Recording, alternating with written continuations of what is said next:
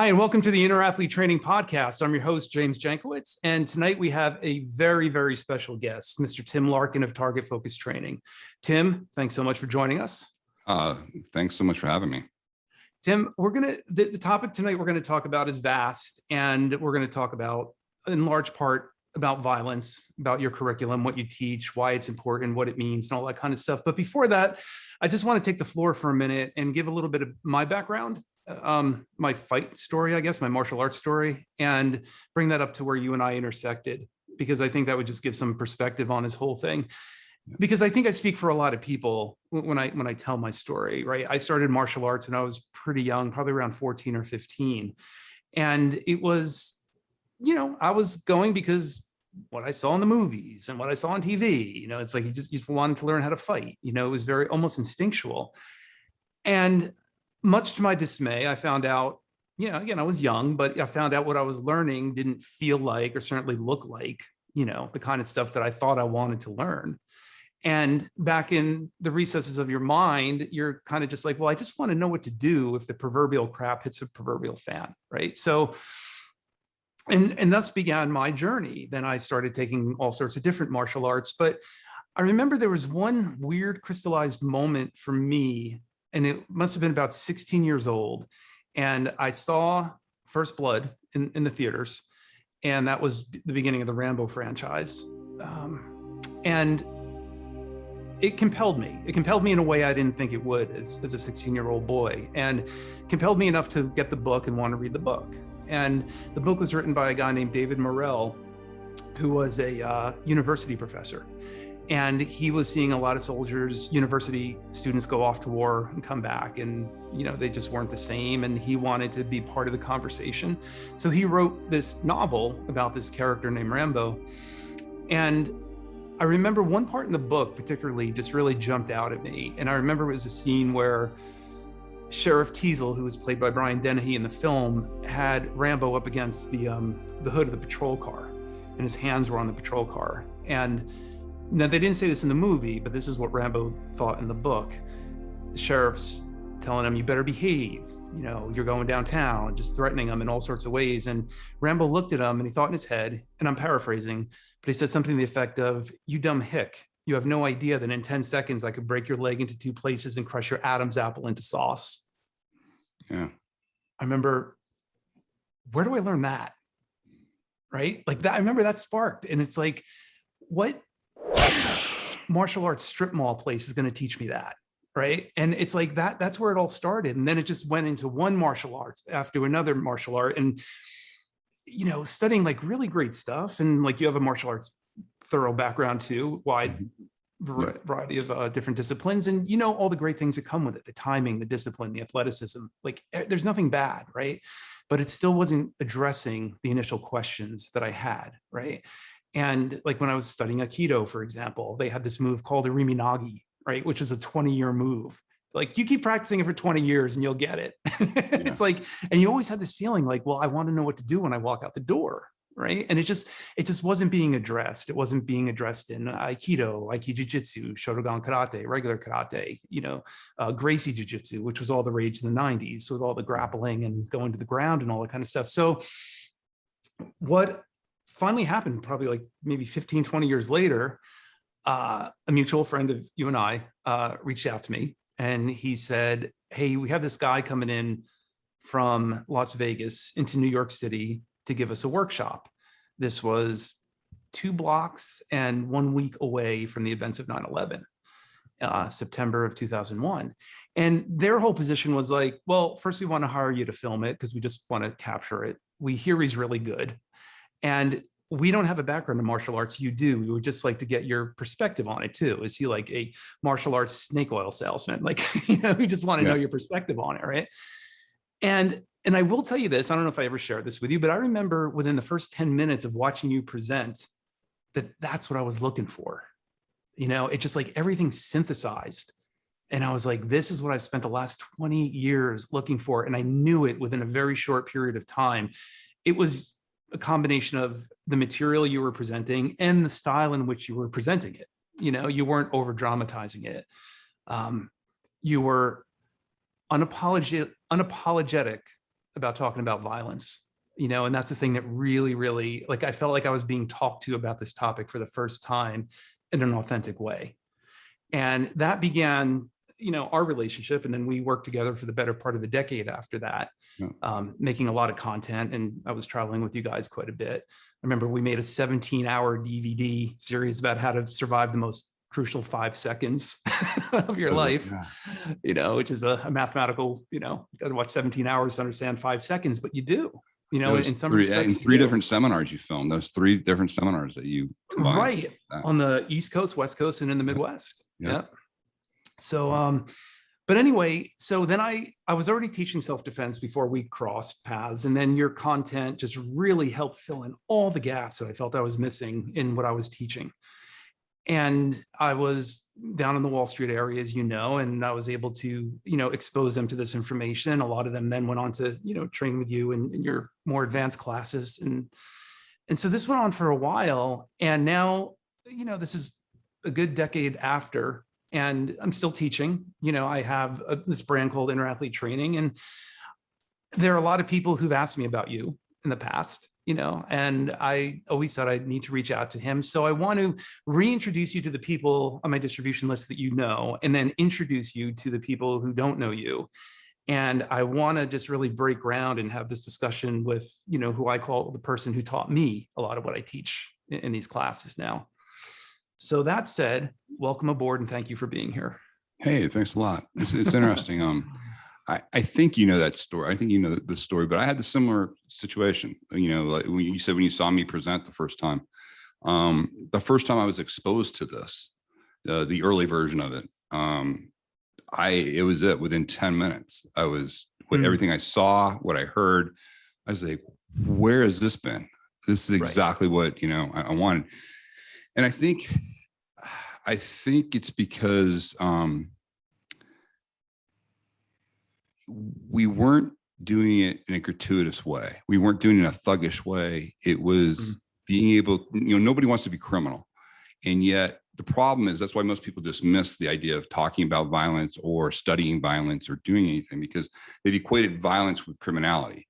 And the tool of violence is just a tool. It works for all engaged. It's just, after using the tool, society will determine whether or not it was a justified use of the tool, and then it will be determined self-defense, or if it was a criminal use of the tool, you'll be prosecuted. But the violence itself is the same. I give a scenario where there's a young mom that is, she's down, she's put her baby to bed upstairs, she's at her kitchen, she's just cleaning up for the night, and through the back door comes a stalker. Stalker had been watching her for a while, knew the husband was on a business trip, crashes through the door and attacks her right away. Just starts choking her, right up against the butcher's block. She looks up above her to that butcher's block, and she knows this guy's bigger, he's faster, he's stronger. There's no way. But she does know that she can reach that butcher's block and grab a knife. And so she does. She grabs a chef knife, plunges it in the side of his neck. Eyes go up, and it's over. So now we can reverse that scene. Same thing happens again.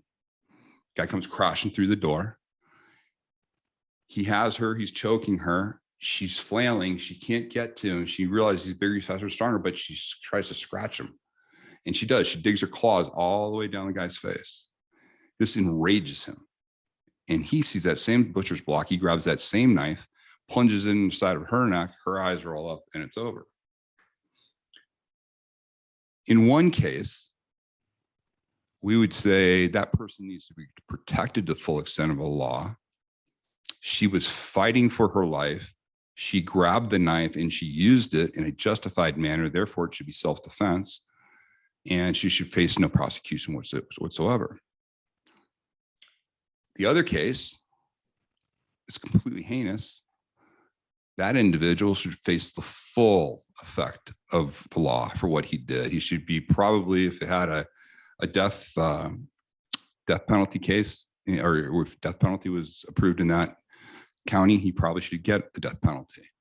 At a minimum, he probably should never set foot in society again creating, for doing a murder. What I want everybody for the rest of the conversation to focus on is that the knife to the side of the neck worked each time. It didn't care who was using it. It was merely a tool. And so understanding violence and understanding how to use the tool of violence does not make you violent. And as a matter of fact, if we continue to have this stigma amongst good people to study the tool of violence, then it's only going to be available to the predators. And that's probably what my whole mission is just, I try to get in front of as many people as possible that have not heard the message or probably haven't trained before, or haven't done anything. And my whole goal is to introduce them into the tool of violence, not with the idea that they're going to use it, but that once you introduce people to the tool of violence, what's really interesting is the behavior modification that happens.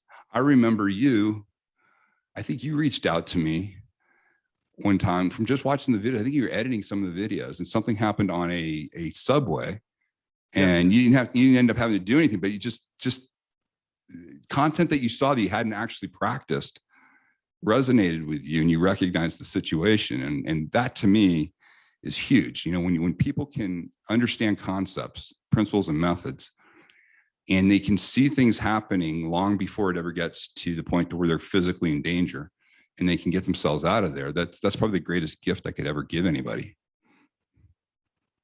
Yeah. And I remember that story. And I think that's the first time that I felt such a profound sense of calm in what could have been an escalated violent altercation.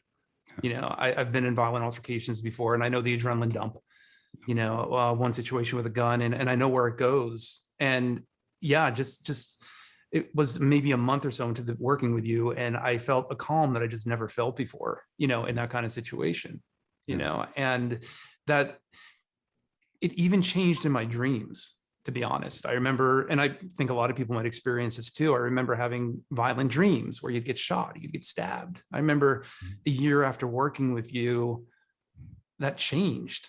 I remember talking about that on the private board we had, at the time. I remember, like, in the dreams, like, I wasn't running anymore, and I would go after the people, right? And so that on a subconscious level, like, it was really a huge shift. Yeah, a lot of the training methodologies we do really help assist with that, because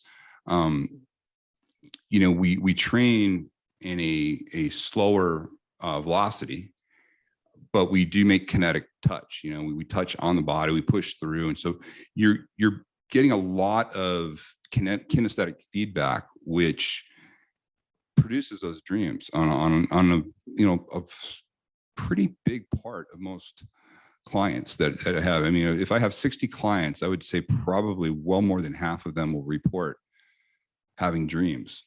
Something similar. Yeah, something similar. Yeah. And it's a kinesthetic, like I said, it's from the nonverbal communication that's going on while you're doing the physical training that goes on that you have. It's a unique process, and it's your brain processing that. Your brain now is basically saying, hey, now you give me new information and I know what to do. And I know in a situation like this, if we had run, they just would have run me down and killed me. You know what? No, we're going to do this now, and you start seeing different opportunities. What's for the uninitiated, for people that don't, is their first time, hearing, me or this subject being talked about.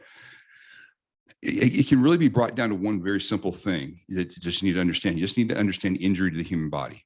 And what do I mean by that? I mean, there's areas in the human body that keep showing up in medical literature, sports medicine literature is what we want to use.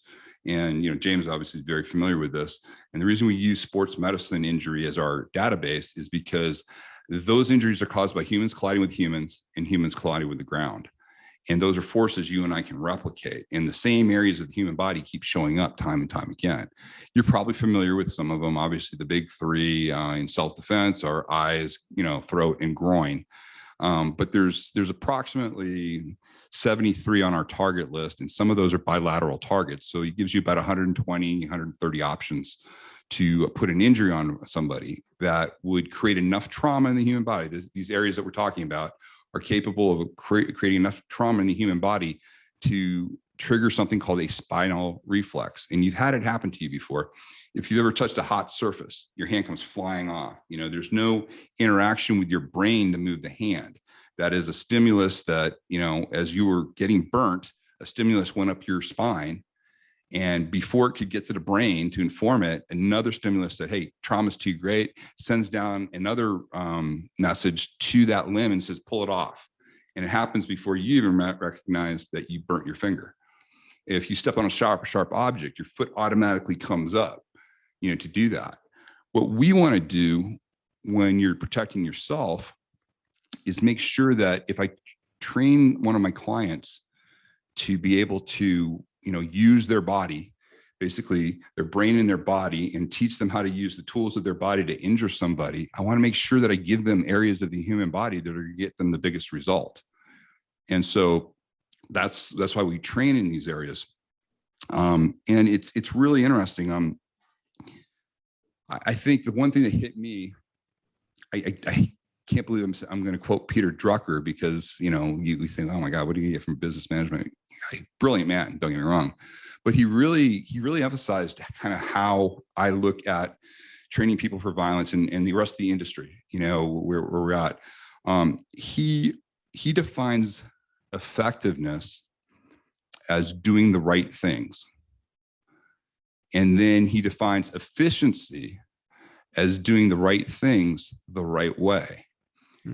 Any initial course with TFT, with what we do, is we want to define the right things first, because efficiency really involves being able to get you to move better, to coordinate you, which is not essential when it comes to the tool of violence. Especially, we can teach you in a very short amount of time the skill sets of destruction. Really, what we teach initially with people, I would equate it to the self-protection version of CPR training. You can learn enough, just like you learn to save somebody's life, you can learn to save your own life with enough information in a very short amount of time. We prove it all the time with our 2-day issues. What I see in a lot of other martial arts combat sports, kind of you were alluding it to, James, with the 20-year technique challenge that you had in Aikido and stuff like that, which is all fine. There's nothing wrong with those types of things. But the way we look at it is, you're coming to us, you have a choice when you go to training. You say, hey, do you want to train for competition, or do you want to train for destruction? What is your goal? If you want to go the competitive route, there's so many great combat sport practitioners and systems out there. That's awesome. That's not what we do.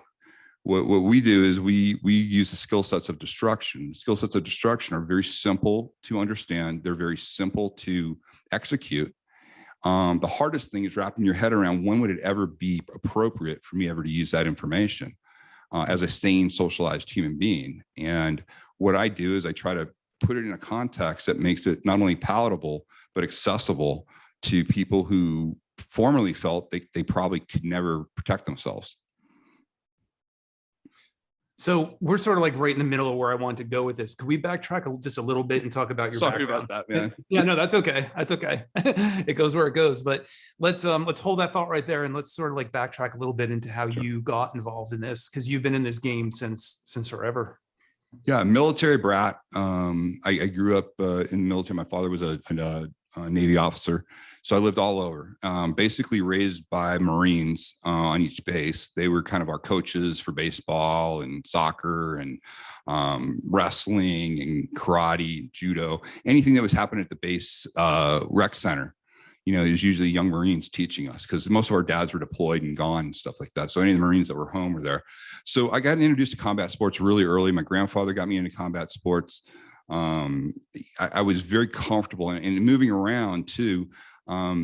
This is like 70s, 70s and 80s. Every place I went, every new place you went, the new kid always got in a fight. I had a younger brother and a younger sister, and so I was the new guy. And I was very comfortable with the idea of fighting. It was brought up. And granted, my family's Irish, and my uncles are like legendary fighters in Boston as far as street fighters.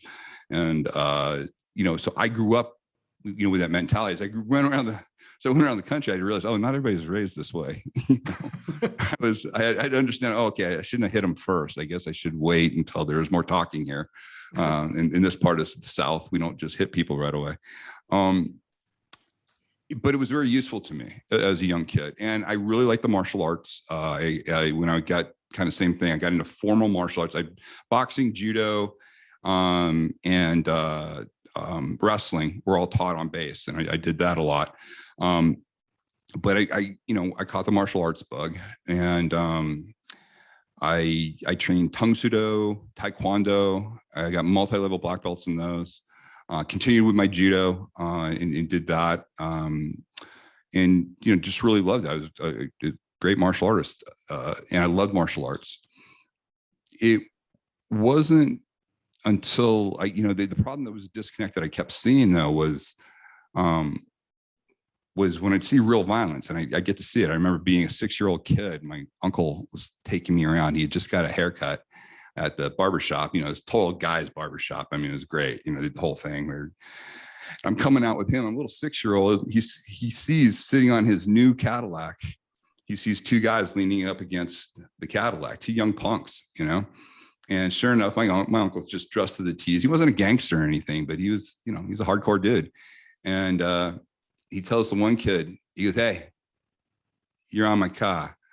And he goes, "So what, old man? What are you going to do about it?" And that was it. My uncle just, "Oh, Timmy, stay right here." Boom. He laid into this kid. He hit him so hard, he hit him over the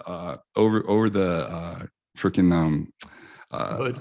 the hood. And he grabbed his hair and he pulled him back and he hit him, boom, boom, boom, 5 times, drops that kid. The other kid just goes running off, going.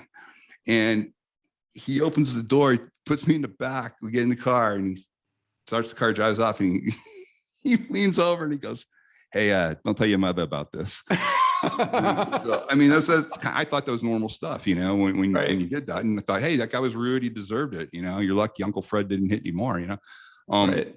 So anyways, I grew up, I guess, comfortable in violence. I was a military kid. All the military kids at that time, we always talked about, war. We played war all the time. So it was there, but it wasn't until, so I had this martial arts background. And I thought, you know what? I really want to go to the special operations community, because when I was 13 years old, 13, I had moved to Coronado, California. And in officer housing that I had, it was right up against a highway. And when you looked at the highway, across the highway, it was a little thing called the Silver Strand Highway. And on the other side, we were on the bay side. On the ocean side was this compound. And it had this huge obstacle course, which my brother and I were just like, "Oh, can't wait to do that." And so we didn't know what it was, so we'd go across and we'd jump over, we'd bring like these big mats and we'd throw them over the barbed wire fence, and we'd get over and we'd start playing on the obstacle course, and we get kicked off and get kicked off again. So about 6 weeks into the new house, my dad had deployed, and it was Sunday night, and it was probably, I want to say right around 8:30. Across the street where that obstacle course was, you looked over and it was just automatic gunfire everywhere, flares going off. The place looked like it was under attack. It was going crazy. And we were like scared to death. My mother was like, she'd never seen anything like this. My mother's freaking out. From next door, the next door neighbor comes over, who ends up being like my mom's best friend. And she's like, Carol, it's okay. It's just the SEALs. And she brought wine and 2 glasses, and they just sat there and drank wine. What they were watching was the beginning of Hell Week for the SEAL teams. And back then, you got to understand, James, nobody knew who the SEALs were. It wasn't like it is today. Nobody really knew what this was. And I was like, that hooked me right then and there. I go, what's this all about? And so I went over there, sure enough, got to know all the guys, did everything. It was great. Fast forward, I'm like, okay, this is what I'm doing. And I told myself in college, this is what I'm going to do.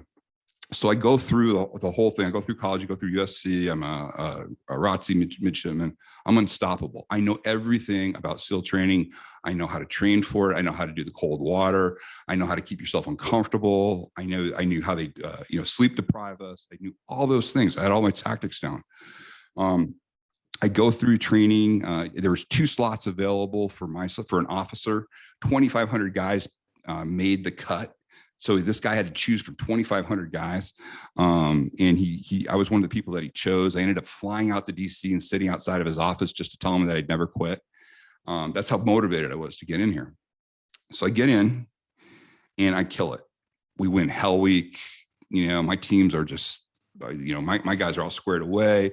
We're doing great. I'm arrogant because I'm flying through class. And we had a couple weeks left, and I'd already picked my team. I was going to SEAL Team 4. That was the only team that had any action going on at the time. It was doing narcotics. If you've watched Narcos, that's what they were involved in down there.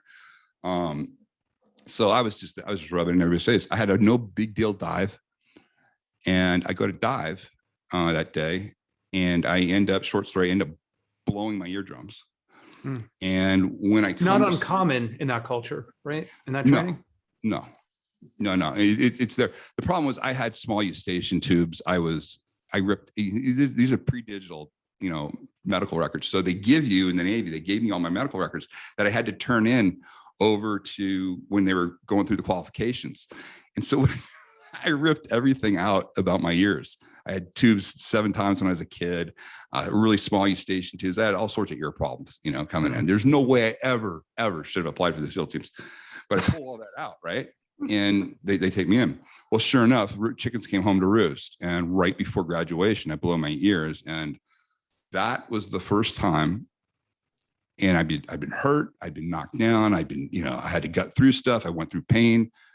That was the first experience I ever had in my body where I can say it was true injury to the human body, meaning I had no control over myself. I'd lost all sense of balance. It was, when you lose that, it's really the inner ear that empties out the semicircular canals. And when the warm fluid of the semicircular canal, I felt it going out my ear, and the cold water coming in, I lost all sensation. You go into vertigo. And I was pulling myself up on the tow rope that was, had the anchor to the rigid boat up above, but I felt I was pulling myself 45 degrees down this way. They said when my head hit the ground, hit the surface, it was slopping uncontrollably, blood everywhere, and I knew that was it. I knew I'm never going to be a SEAL, because if you can't dive, you can't die. I just knew. You knew at that moment. I knew as soon as the corpsman looked at my ear, and he almost had tears in his eyes because I was actually really well liked, and I gave everybody a lot of shit, but everybody knew how much time and what I put in and how much I love this stuff. So it's interesting that was what did it to me. Here I was, bigger, faster, stronger, everything. I mean, at the height of my physicality, for sure, and yet an injury to the human body just literally took everything from me.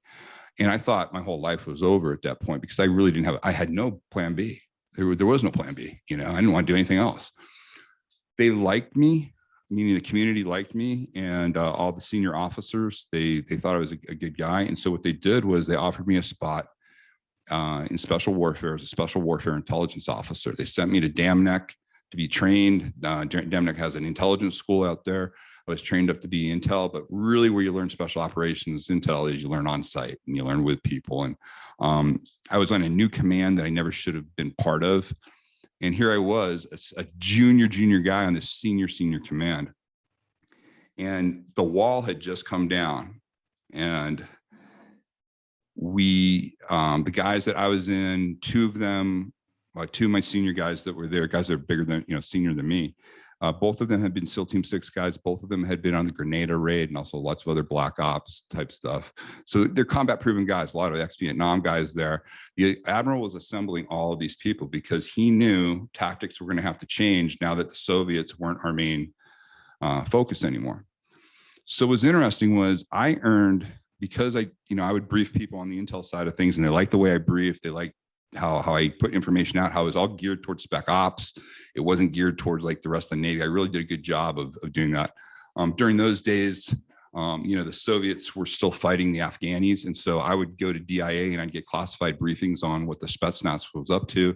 I'd come back and bring those tactics to our command because nobody's really paying attention to the Russians back then at that level. And it was really interesting, that we already had people in our end of it, a spec war community saying, hey, what are they doing and how are they doing it? Because they were very curious about, about how it was going for the Russians over there. So that was really interesting. One of the things that was determined was that now that the wall came down, our tactics were going to change and we were going to be doing more house to house, meaning we're going to go back to small villages. You're going to go back into, urban areas.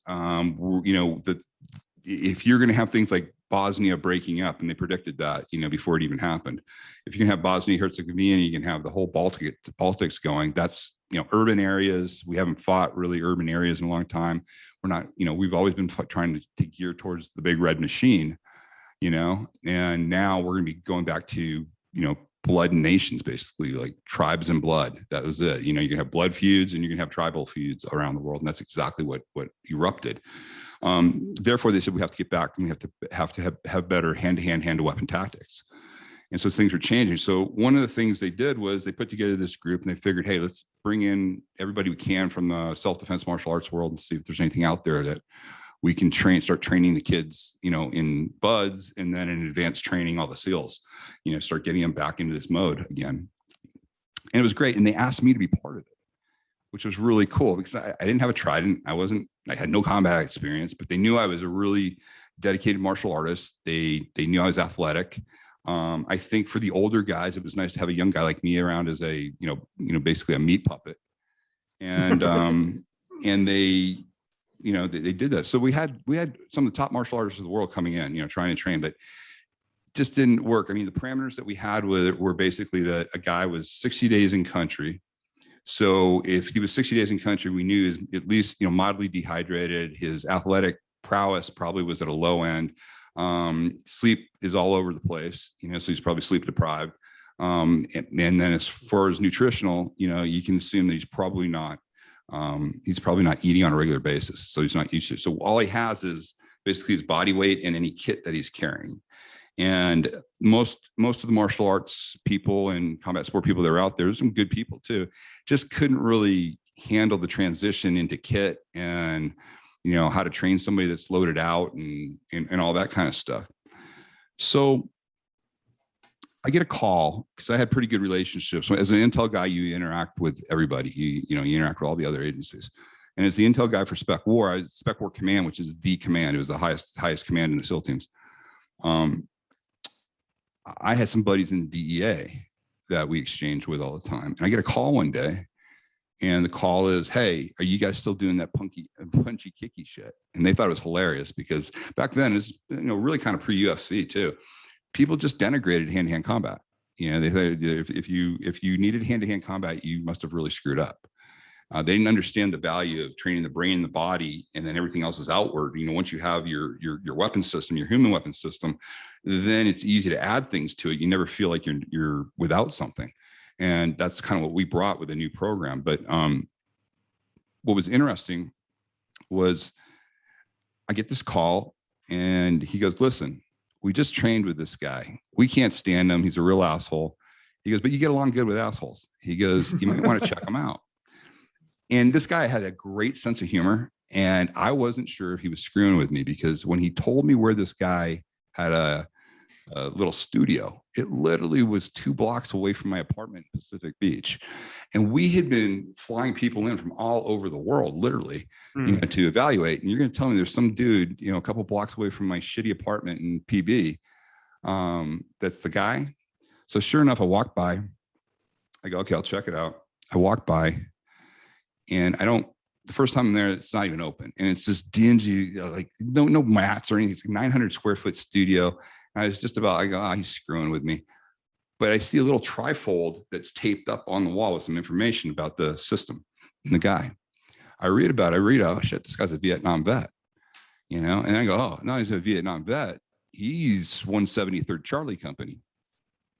And I knew all about that group. Those guys were extended in the jungle in Vietnam. I knew about their combat prowess and everything.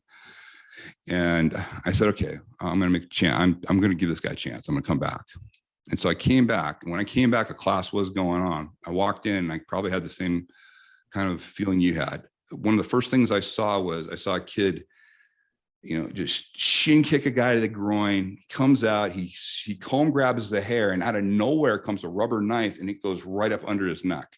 And then he dumps the guy on the ground and just stomps on him. And it looked exactly like real violence I had seen.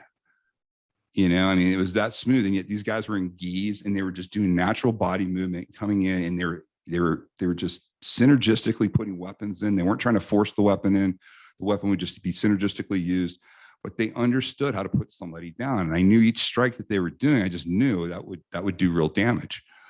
And that was my first real introduction to the idea of injury to the human body and why it's so important.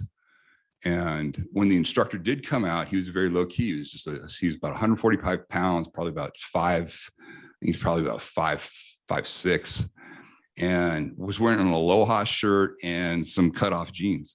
I thought he was a janitor. And, but he's just whispering these guys, but no, here he is. He was this ex-Vietnam vet. He was a tunnel rat. So I trained with him for a while, trained with him for about 4 or 5 months, because I'll be damned if I'm going to go back to the SEALs and say, hey, here I am, guy with no experience, bad ears, couldn't even get through buds. I found the guy, no way. But what the team guys noticed was that when we were training at least 3 times a week. They noticed I started moving differently. I started doing things differently. And one of the senior chiefs, who's just a great dude, just jacked me up one day. He said, what are you doing? Lieutenant Larkin, what are you doing? You're doing something different. And I was like, not the master, he's master chief. I go, not the master chief. I said, he goes, no, you're training with somebody. Who are you training with? Well, there's this guy. What's this guy? And so they drag it out of me. I tell them, listen, who he is. They recognize the bona fides right away. But what I didn't tell them is the guy hates lifers. He hates anybody that would stay in the military because he thinks you're all idiots, because he was drafted. So I was like, oh man, I got to bring this guy in. They're making it now. So we had to bring him in. We brought him in, and we brought him into a skiff. So it was like he had to sign a bunch of documents, go in, boom. They gave him the brief. To his credit, there's camaraderie right away.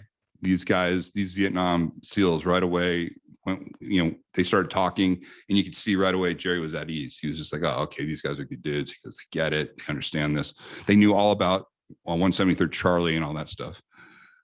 So the first question they throw at him is a CQB question. They don't throw punching, kicking. They say, hey, what would you do in this situation? That a situation where a team came in and they were trying to take over. They were trying to take over the bridge of a ship because it was carrying, illegal cargo. And the team went in, and the first guy goes through the hatch. They blow the hatch. The first guy goes through the hatch. Hatch is the door on a ship. The second guy gets jumped by one of the bad guys, and he's held in front of, he's got an MP5, and he's getting it jammed into him by the bad guy, and he's holding up the rest of the guys being able to get through the door, the hatch, because it's not a huge door, And this guy, and number one guy who went through, he's fighting for his life right now against all the guys inside, and the rest of the team can't get in. And they hadn't been able to figure out, it had ended up working out, but not, the guy got wounded, number one guy got wounded, and it could have gone a hell of a lot worse. But they couldn't figure out, what could you have done? This guy, before he even hears the whole thing, takes all these senior individuals. We line them up just like the lineup was. We have a door right here. We had me play the bad guy, and I went up and I grabbed the guy, and they had a MP5 available to him, just a training tool. Came up, I jack him up just the way they said it happened. And Jerry just basically looks at the guy. He goes, okay, you drop back, sit down. And all the guy did was he held on to the submachine gun, and he dropped his weight. And when he dropped his weight, everything went center line into me. And as he dropped away, the door opened, and the rest of the guys were able to get in right away.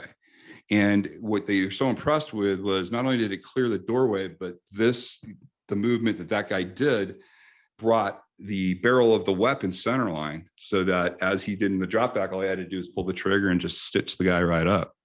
And he did that before they were even finished asking the question. And so that's what sold it. And that's how, that the system got in originally into the SEAL teams. We got a pilot program right after that. And I became an instructor, and I stayed with it. It's starting to get trained all the way through, and it trained 400 senior instructors, throughout the special operations community. It was really a well done program. I ended up leaving. I left the military after Gulf War I, and I started working with that company. And we literally trained all over the world, doing everything. We were training mostly military law enforcement, special security, did a lot of training in South America. And then right before the year 2000, we had opened, I'd moved a bunch of stuff to training in Las Vegas, and we were incorporating a lot of tactical training. We were incorporating a lot of guys from tier 1 groups and stuff like that. My partner at the time was uncomfortable with that. And so we parted ways, and I didn't think I was going to train anymore. I then realized like a lot of people were reaching out because he wasn't necessarily responsive to their questions to train. One of the people that I met during that time was the mutual friend. And they were just like begging me to train. And I think it was more kind of an ego thing. They'd all like, hey, it would be great to get this special operations stuff and, all of that. And I resisted it for quite some time. And then it happened. And that's where you and I met. And that's when I started training really more people from the corporate world, because as you remember, that wasn't supposed to be a released thing. Yep. It was supposed to be internal for those guys. And I remember getting the calls after the towers came down, and they were just all saying emphatically, I can't believe what you said. You said box cutters, you said this, you said, yeah. And that was a start. And that's where, what was interesting, James, was that's when I really realized I had always thought it would be limited to military and law enforcement for the most part. And of military and law enforcement, the more proactive specialized groups that, put hands on people all the time, because I just didn't see that the civilian population would ever be okay with such direct methods, and right. The way of looking at it. What was interesting was after 9/11, though, as we all saw, everything changed. It's exactly the way people were, and they were fine with it. And when you explain when you would ever use information like this, that's the key. The key is just making sure that, yes, it's brutal information. If you need it, though, there's nothing more than you need. If you're facing grievous bodily harm and you have no choice, meaning it's going to happen no matter what, then you need something in the toolbox. You need to understand the tool of violence. And that's why, so I was there in the beginning when you started that phase of your business. And what was very impressive about it was watching how you guys kept evolving and how you kept changing. Like I remember what the training was like in the very beginning. And I remember what it was like 8 years later, and you just took it so seriously and cared about it enough where you just wanted to keep refining it. We don't need this. That's too extraneous. Let's stop doing this. And it just became more and more refined. Whereas I saw the new people coming in 8 years later, were probably what took me to get 6 months at that time that I started. Right. And what took me 6 months probably took you years. So it's like, that was watching you and the quality of instructors you had back then too. And I'm sure you have great instructors now, but they were on it too. And they were like, you as a team, you guys were really dedicated to it. And it didn't end on the mat. And that was the big thing that I was really impressed about. I remember the anatomy coloring book, when the instructor's giving us that and having to fill that. I remember your bibliography, introducing me to, I think it was Steve Grossman who wrote On Killing. Yes. And all these other great books that dealt with the topic, and they dealt with violence in almost an academic way, like researching it and understanding it. And that's where I kind of want to take the conversation now. So we know your background, you discussed a little bit about what and how you teach, but now let's just talk more about violence in general. In the last 18 months since COVID, it's a different world. Like, what have you seen from your clients and the people that are coming to you? Like, what's changed socially? I think prior to COVID, you'd have pockets of small groups like preppers and people like that. People that you could always kind of write off as fringe. Like they're always doom and gloomers and, oh, this will never happen. You don't have to think like this.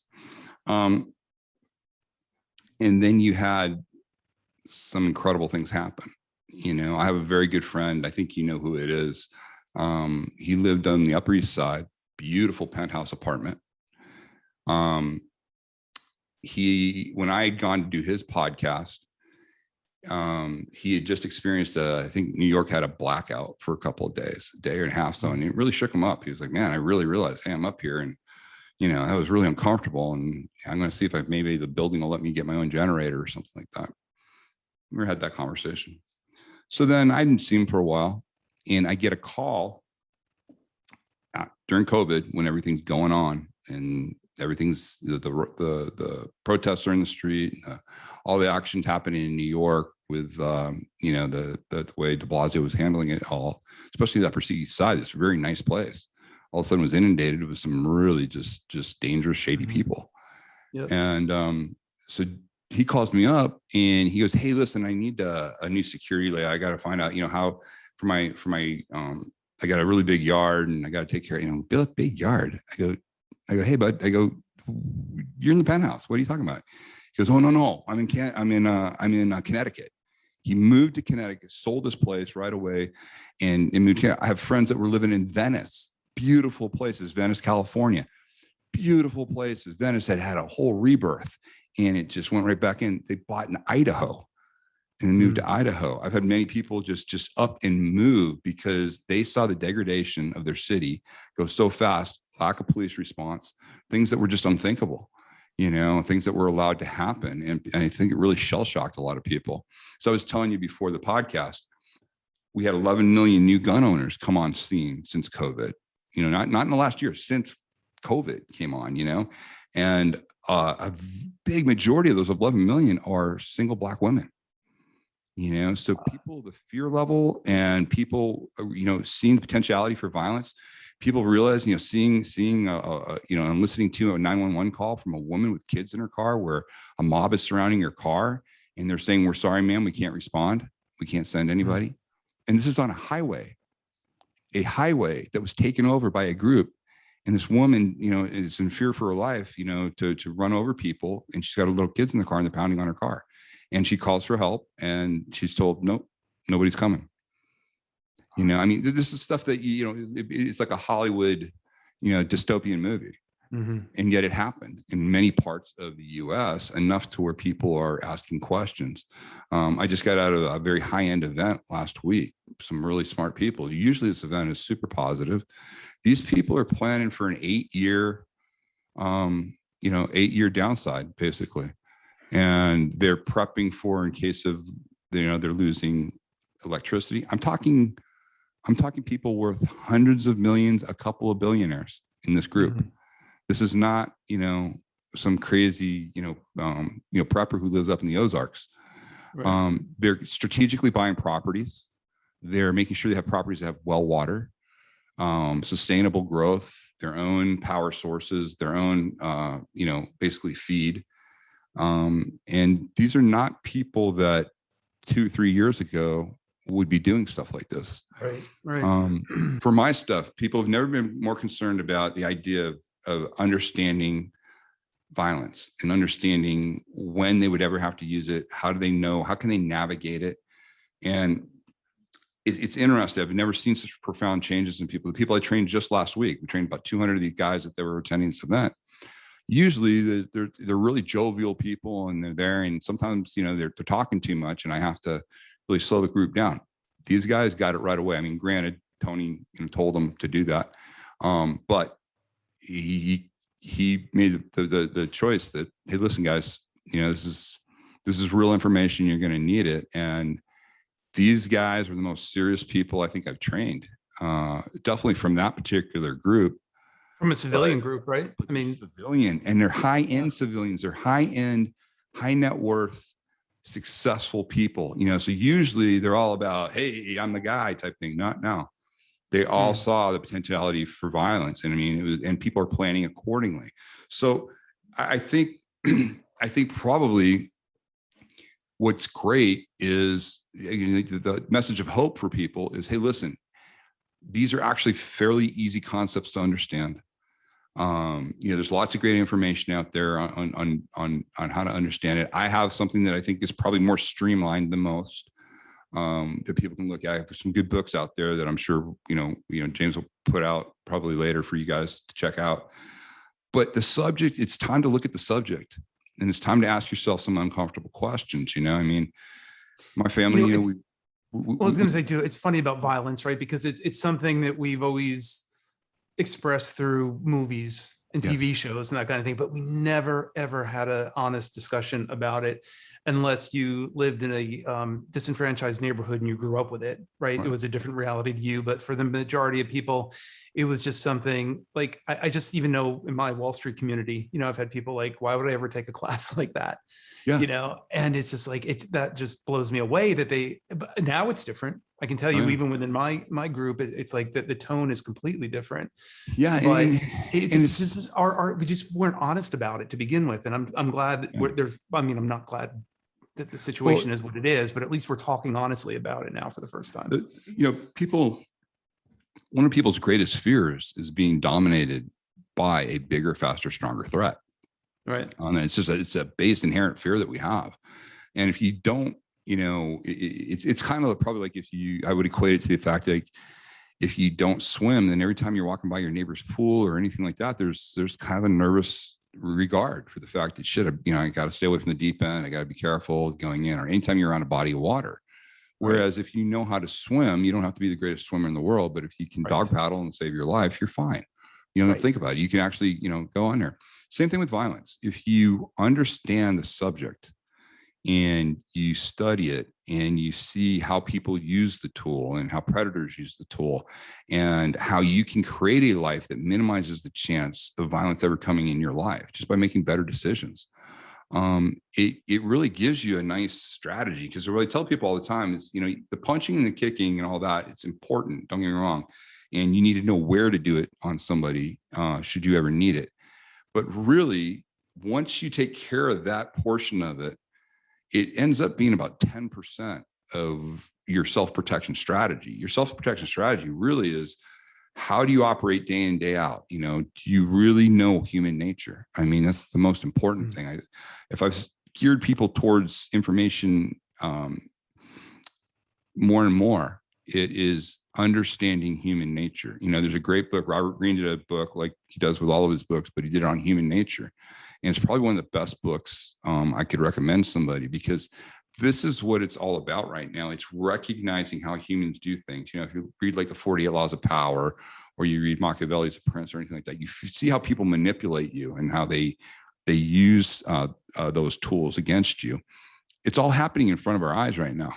We're seeing all sorts of stuff that used to be normal discourse now is forbidden.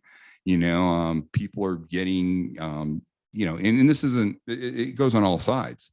I mean, it's if somebody says something that's inconvenient to whatever the strong narrative is, we now have people that get kicked off. I have to be very careful how I put out information, because it might make somebody feel bad. That's what they literally told me. That if I bring up the fact that you may need self-defense to protect yourself, that could probably make somebody feel bad online. And so you can't say that. Which is crazy, because nobody's more pro victim than me. And my whole goal is to make sure that people, create a life where they minimize the chance of ever having to use it. So you're living in very strange times, and we've changed in our approach. We're people, the demand is, brain and body, absolutely. Then they want to use weapons. They want to learn how to transition into using other tools, knives, clubs, firearms, and then they want everything refined. So I've had to extend my seminar series, based off of those requests. And we go really, really in depth for that. But had you told me that, like, say in 2008, I would have said, oh no, people, that's most, I said a few people will want to do that, but very few, they'll do it. Here, it's just from the numbers I'm seeing, it's the vast majority of people that they're willing to put in 3 separate seminars to get the information, so we have the time to actually put it in them, that's a huge change from the old days where people would, ask me for a half-day course or something, Right. People are actually willing to put in the focus and the time to really become proficient. So there's a universality to what you've been teaching forever. And what are you telling people now at this moment? Like, we know the punching and the kicking is all the same, right? That doesn't change. But what are you telling people now that you weren't telling them pre-COVID?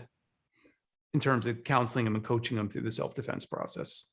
I can't believe how many smart people are getting triggered into participating in social comm scripts that could get them in just really in trouble. I mean, the number of people that very smart people would say, hey, I want to go do this protest this weekend, but I'm worried it might lead to violence because of this group or that group or something. You know, I remember this one guy was like 72 and his wife was like early 60s and he wanted to do it. And I just came back to him and go, he was telling me all the things he was thinking about, you know, to protect himself.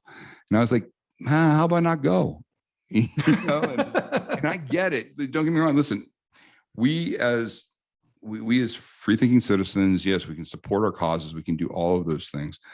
But, you know, really, do you want to put yourself in a position to where people manipulate? I told you of that, the experience we had here in Vegas, where they were going to go to a protest and it was being preloaded with, you know, available weapons for the group because there were going to be agitators on it.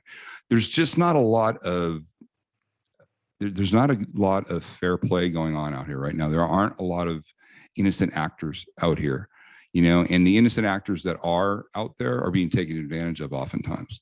And so my big thing with people is like a couple of things. Don't respond to a lot of stuff. Get off of freaking social media, get off of Facebook, get off of all that stuff. I've seen people lose friends. I've seen them lose everybody. And I've also seen people trigger violence because they can't let things go. I did something on my YouTube channel about a girls hockey coach who was just a great guy and got all upset at a guy who was mad at the COVID restrictions of the urinals, being every other urinal being wrapped with heavy duty paper so you couldn't use it. And so he ripped it off. He ripped off the plastic sheets that were covering the urinal and he started using it. He was drunk and he started using it. He's loudly protesting it. And this coach is right next to him, doesn't say anything, kind of lets it go, but it bothered him, really bothered him. And sure enough, goes out, finishes up with his table. As he's getting up, this guy's going out and he's still being belligerent and saying something. And this coach just had to say one thing to him about his foul language or something like that. And that guy he was just looking. He was looking for somebody and boom, zooms in on the coach. They go outside, they get into it. They start pushing each other. The one guy really gives him a shove. The coach goes back, falls down a flight of stairs, concrete stairs by the stairwell, and he's dead, bleeds out right away. You know, that's the kind of stuff that I've been talking about during COVID with people. It's just like, why? You know, do you think, you know, it's like, you've heard me say the 3-day rule. Do you think either of those guys, 3 days from now, one of them dead, the other one sitting in jail facing a minimum of manslaughter, do you think either of them would say, you know what, there's absolutely nothing else I could have done. I had to do that. Right. You know, and you don't, like, neither side had to take action. Anybody could, they had choice to disengage and they don't. What I find now, people are so angry because of all the restrictions of this. Mental health is there. People are drinking more. You know, abuse is going up through the roof on all cases, and you know, of domestic abuse, child abuse, all of that, you know, went up during COVID. People are on edge right now. And so my whole thing is I tell people, hey, listen, I treat everybody new that I don't know. I treat them exactly like they are they're a serial killer shooter. You know, they want to go into go do an active shooting, and I don't want to be the person to trigger them. You know, and so how would you interact with that person? You'd interact. That's great advice. Very politely, very, you know, and it's hard. Is it hard to do sometimes? Absolutely, it's hard to do sometimes. There are some real jerks out there, and they want you to respond. They need you to respond, but you can't give it to them. You know, you have to sit there and think it out. You know, and that's the beauty of doing the physical training. The physical training reminds us, this is what all these guys were saying to me last week. You know, they go, man, when you see what you have to do to a human to recover, you know, to be able to protect yourself and stay, you know, your life in a really serious situation, you want to do everything you can avoid getting to that point. It's just not worth it. Yeah. And that's why I insist when people come, that's why we do the physical first. because my basic message to him at that point is, listen, this is what happens when you ignore all the good advice, when you've found yourself in it, and now you're in it. And if you're in it, here's what you need to do. And that's why I show the very straightforward ways to shut down the human body. And again, just so your folks understand, we're using the skill sets of destruction, which are very, very simple. And the best way probably to understand it is, I'm in Vegas and I've got a ton of buddies in the UFC, and I love watching the competition out here. I like watching, I go to a couple of the gyms where they work out, and I watch, some pre-fight stuff. It's always awesome. But last time I checked the UFC, they had 31 rules. 27 of those rules prohibited direct injury to the human body. Things like, taking somebody's eye out, going to the throat, all those things. The reason they do that is because that's the only way you can gamify violence. It doesn't mean that the UFC guys aren't tough, or, it's not really no holds barred. No, you don't maim, cripple, and kill in a competition. Your goal is to gamify violence to find out who is the better athlete, who is the better tactician. Do people get knocked out? Yes, they do. But it's not through direct injury, meaning, where you actually try to deliberately take something from somebody by breaking an ankle or crushing a throat or breaking a bone on a body. Accidents happen, but they're not approved. And really, if you want to see a quick Rosetta Stone of what to do when your life's on the line, just invert the rules there, and you got 27 really nice ways to break the human body. Right. that are shown. And that's essentially what we do. And we put it in the right context for you. The thing is, people say, well, aren't you worried, the predators will get your information? I'm like, no, predators have this information. I'm not worried about that. They might not have as much information, but they know, they understand how to injure people. They understand how to get a result.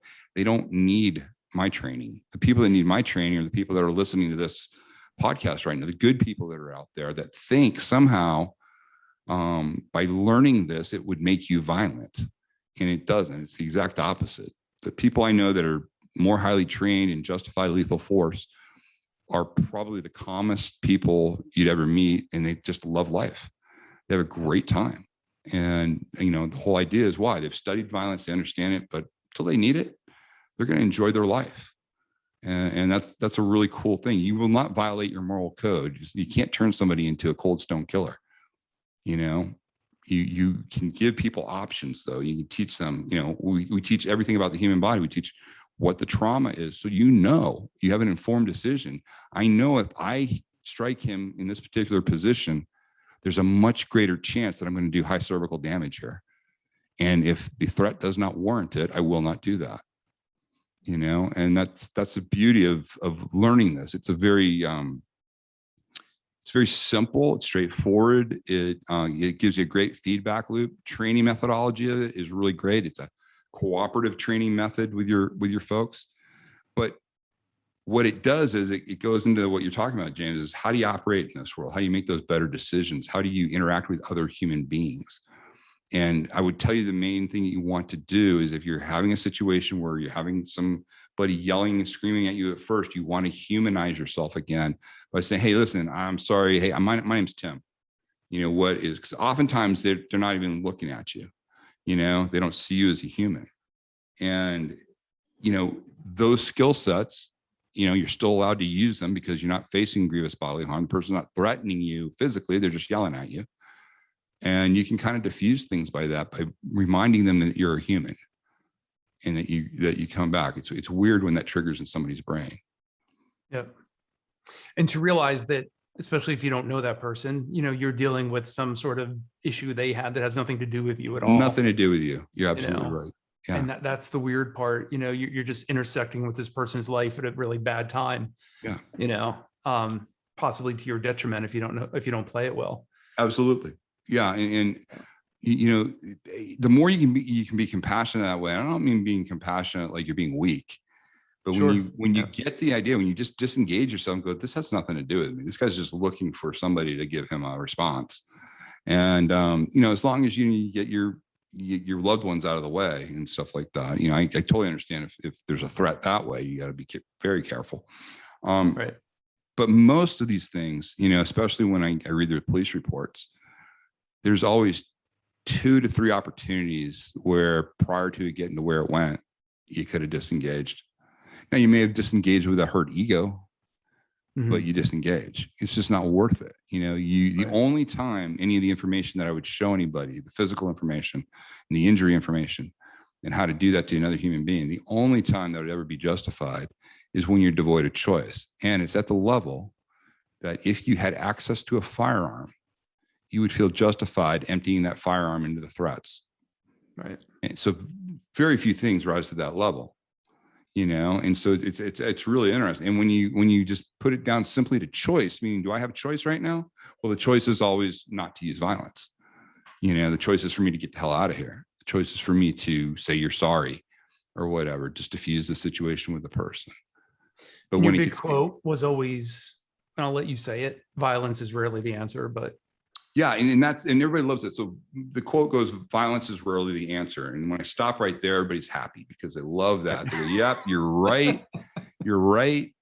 But then I throw in that little dose of reality that says, but when it is the answer, it's the only answer. And that's the part that I focus on in most of my trainings, most of my materials, most of my content, that unique time when violence is the answer. And the reason I try to give as specific information as possible about that is because usually everybody else, that when you get to that level of training, they just say, do whatever it takes, ... Right. Even in the military and law enforcement, when I first saw a lot of the trainings that they had everything at the lower levels of the force continuum. But then when it came to where the operator or officer, their life was in danger and they were free to do whatever it took to protect themselves. They were free to kill. They were free to, do whatever it took. They didn't give them any specific information on where to go. They'd say, oh, we'll take an eye or something. They never showed them how to do it. So what I found fascinating when I got in this industry was the one time, should you need to use this training at the worst day of your life, at the level that it's kill or be killed, they leave it up to, hey, aggression and good luck, Right. That's when you need the most specific information. So that's why I find it so fascinating, because we do the exact opposite. We train you at that highest level to be able to protect your life, and we do it in a way that you can do it just being effective. You don't have to be efficient, meaning you don't have to look good. You don't have to be coordinated, but everything we show it's an effective use of the tool of violence. You can take a body part of yours, you can throw it through a very vulnerable body part of theirs and get a result, and without having to do any sort of crazy athletic movement. It's all simple manual labor type movement. And that's a beautiful thing. And then when we know you can take care of yourself, well, if you come back, now we can make you move better. Now I have the luxury of saying, okay, this person understands how to save their own life, and they understand how to put injury on the human body to do exactly that. So now I can take their human machine and I can start, giving them some challenges to coordinate it better, so it moves better, moves smoother. And everybody's human machine is different. You can't judge your movement versus somebody else because we're just built too differently. As we had a lot of instructors that were all dancers, hip hop artists, people like that. Those guys, they had a control of their body that I envied. I always moved like this big lumbering, just a sack of rocks walking, I don't have that cool look, but for me, that's good. And a couple of the other bigger guys were like that. We go through people differently than a person who is, smaller and more lithe and able to move, but we all get the job done. And so what you were, I'm sorry, go ahead. Go ahead. No, I was just going to say, so what you were referring to explains in large part that dissection that I was experiencing, a lot of people experience going through the martial arts, right? You're learning sort of like low level stuff, wanting to know what to do at the highest level. Right. In your training, you start at the highest level, right? Yeah. Because it's like you start at the lower level, you don't really have a map to escalate to the higher level, right? When you start at the higher level and you feel confident on that level, it's a lot easier. And it's a big takeaway I had from working with you guys. It's a lot easier to temper down, walk away, do whatever you need to do. what was interesting too, the feedback that we got from military and law enforcement units was really interesting too. So on the law enforcement side, there was a drop amongst all attendees from any reports of, or, you know, filed reports on excessive use of force. And on the military side, on Liberty, when they're off duty and they're going out, they weren't getting into bar fights, which is typically what happens because they do that. In the law enforcement side, oftentimes the excessive use of force is because whatever they were taught didn't work. And then they, you know, they ramp it up fast, really, you know, way beyond, they can end up injuring people through poor training. Whereas the way we methodically go through the areas of the human body and how you use it, you understand what works and what doesn't work, and you understand what's acceptable and what's not acceptable. You know, and what's really a tragedy is that most DAs and most police departments have given up trying to do what they used to be able to do very well, which was explain injury to the human body and how it actually ends up saving lives. Effective use of injury to the human body can end up saving a perpetrator's life, whereas right now, where they're just told to shoot him. You know, and, you know, a thing like somebody, a deranged person with a knife, you know, a lot of times they end up shooting that individual because they don't know how to disarm them. Whereas my uncles were Boston cops, and they were, back in the day, man, they would go and they had they had their billy club. They'd see a guy with a knife. They laughed. They'd go up, they'd break his wrist, boom, arrest him, take him away, you know, because they were trained, you know, they were trained to do that. And the guy wasn't, you know, the guy was able to live. And today we'd shoot him, you know, because of the training, we escalate to that point, and that's just it. So you have a much better, what's funny is you don't go out, the more you're familiar with real violence and you know, real effective use and injury to the human body, it's not something you ever want, you know, like I think the analogy that really works well is you've seen us use the swimmer analogy before, where basically usually in a seminar, we'll ask everybody, hey, how many people in here know how to swim? And most people put their hands up, and then I'll keep people's hands up and I'll say, okay, of the people that know how to swim, how many people have ever had to swim for their life? I keep my hand up because I had to swim for my life twice. And so then I say to all the people, and there's usually one or two, I go, okay, of you people that had to swim for your life, would you ever want to experience that again? And that's when the hand comes down. Everybody understands, no, I don't ever want that to happen again. Well, that's real violence. You know, when you experience real violence, that's exactly it. You survive it. You may have acted heroically, but man, you just don't want to ever experience it again if you don't have to. It's just not worthy. You know, guys that brag about being in a fight or something like that, that's where they chose to use violence. And it worked out okay, meaning they didn't kill somebody. They didn't, you know, inadvertently get injured themselves. It kind of all worked out. They were able to shut the big mouth up or look like a hero or do whatever, but it's dicey because I can show you videos. I can show you one video of two guys brawling for about 6 to 7 minutes, just an epic brawl out in the street. Anything could have gone wrong during that time, but they end up okay, bloodied up to hell, and just beaten, but everybody's still alive. And I can show you another bar, similar looking situation, similar size individuals. One hit, the guy falls, cracks his head, and you can see the blood just starting to go out of his skull at that point because he's dead. My biggest illustration of that, you know, being in New York City and having been there during 9/11 and knowing a lot of people in that community, was the people who brag about it, you know, to your point, chose to go into it. There was a certain bravado, low IQ element to like want to engage the fight. But I always compare it to like, look at the people who came out of the World Trade Centers. You know, nobody had their hands over their head saying, yeah, I survived. No. You know, they were trembling. They were violently trembling. They were shitting themselves. They were pissing themselves. And I say, that's more what it's like when you survive a real violent event. You know, it's not the kind of thing where you have any sense of bravado. I mean, you are humbled beyond reproach. Well, also people don't understand, like there's things when you use violence too. I mean, when you to protect yourself.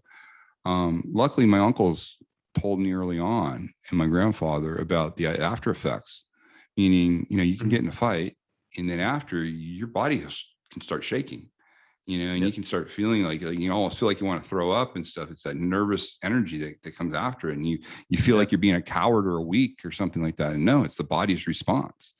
And it can get better, but you expect it. You expect to get that. You expect to get that feeling, and you condition people. And I was very lucky to have very good teachers, so that didn't scare me, that you have that emotional, nervous system reaction after, when you really feel like you were threatened, like you, right. And as a little kid, bigger kids, you're fighting them oftentimes, that would happen after. And that's just it. We forget we're human. We have these fantasies, especially when it comes to violence, which is just so dangerous, and you can't afford to do it right now. Listen, you got to be very strategic in how you operate. You have to be very strategic in how you communicate with people right now, people you don't know, especially because we have some incidents that are going to be coming up. I mean, these stimulus packages are going to stop. The big caveat that everybody's worried about right now is the fact that all the rent abatement, because there's no way any of these people have any rent saved up that they're going to be able to pay any back rent. We don't know that the government's going to compensate the landlords at all, and we could be looking at mass evictions. And that could cause massive problems in many cities. Right. So yeah, I wish, like I said, I wish we had, I wish I could be more positive, and I'm certainly not hoping for any of this to happen. But what's interesting is the number of people who are contacting me, good friends of mine, who know what I do in there, but have never had any interest in any of this stuff, just frantically calling me out, wanting guns right away, wanting training right away, wanting, all during a time where they couldn't get it, Right. And so all I'd implore everybody to do is, we're kind of going through a little bit of a lull right now. Now's a good time to bone up on some of this stuff. Just check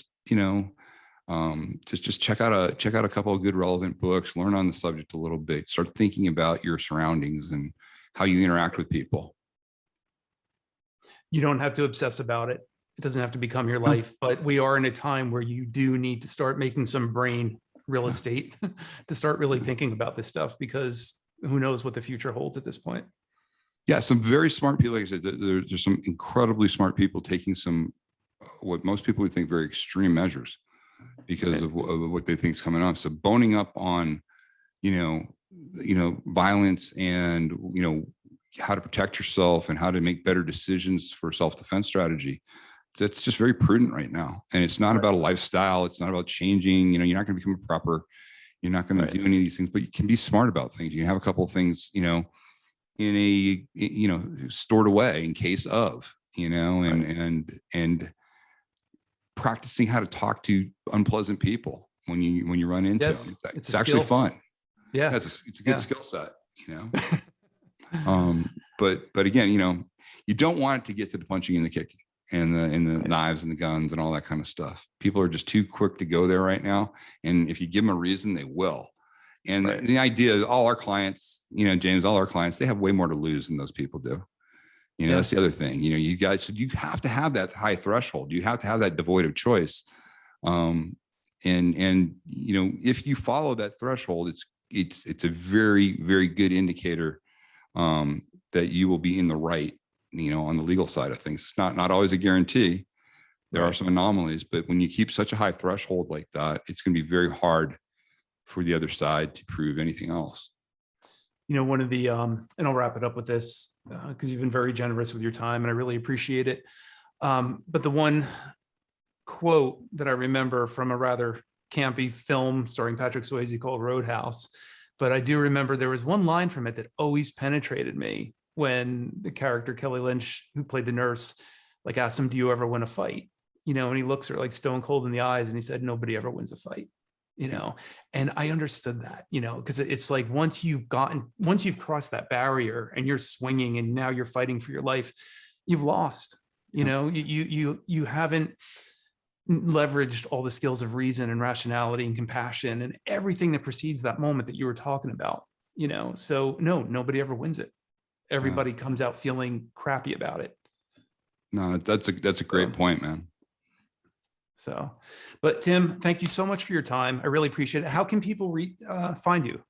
Probably one of the best things they can do is they can go to my YouTube channel, just timlarkin.com. And there I've got tons of interviews with subject matter experts. We go in depth. If you like what you heard today, I go in depth on a lot of different things. It's all free. And then, if you want to check out, some of the products or anything like that, you can go to Target Focus Training. Also, When Violence is the Answer is my book. You get that on Amazon. It's also audiobook. It's excellent. It'd be an excellent primer for what we've been talking about today, because I cover all aspects of it in that. Great. All right, you guys heard it. Go visit his website. I encourage you to read the books, see the videos. Is anything I produce still a product? Oh yeah, the New York. Okay. We got the New York. We still have the 17-hour seminar. 17-hour. Oh yeah, got it all. First of all, I look much younger. I go, who the hell is that good-looking guy? That's great. All right, thanks again, Tim. We appreciate it, and we'll see you further down the road. So great to see you, my friend. Take care. Same here.